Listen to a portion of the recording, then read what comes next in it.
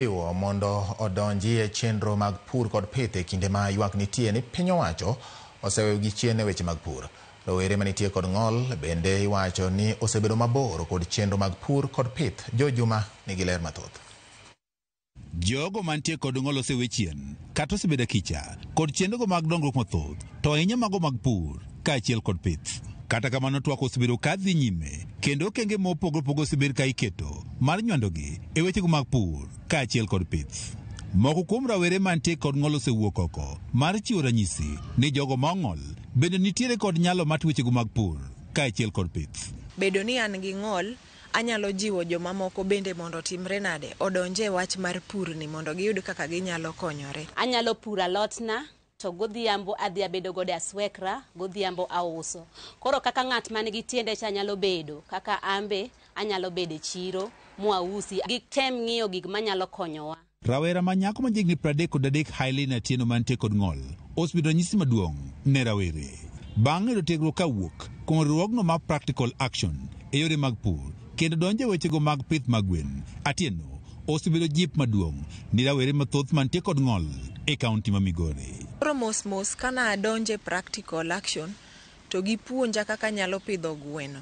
Ae gweno manan godo 20, adhi e gwen 50, adhi e gweno 100, nyaka sani koro an gi gwen 200. An anyiewo gweno ka jaodiochieng' achiel ka kore kotoe tapidhe koromo jadwe achiel tause. Ng'enyne ajaus ka giromo dwe achiel, auso siling 300. Ok apidho gweno machopi kiwango makoro ochako toko mondo ayud tong'. Ok osebedo mana japur kata japith to bende osewuok oko mar kedo mondo jogo ma ong'ol kaachiel kod mine bende onywande chenrogo mag dongruok to ahinya mago mag pur kaachiel kod pith. Joma nigi ng'ol owe chien. Wajiwo joma nigi ng'ol ni kik girit mondo mi timruok nade mondo migi gichak gi matin ma gin godo. Ne waromo kod Hailey Atieno e kinde mane otiego moko kuom rawere mantie kod ng'ol e gwego mag Kanga e sub-county ma Rongo.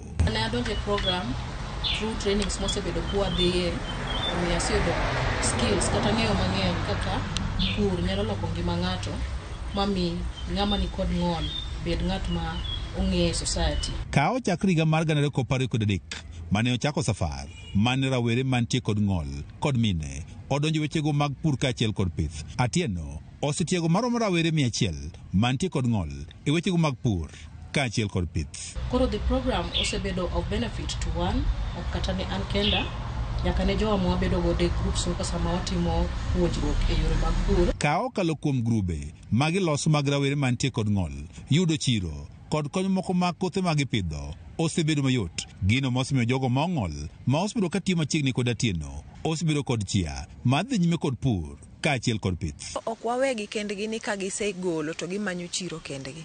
Chiro bende Practical Action miyowa. Nitiere linkages magimiyowa kaka wanyalo yudo kama wause.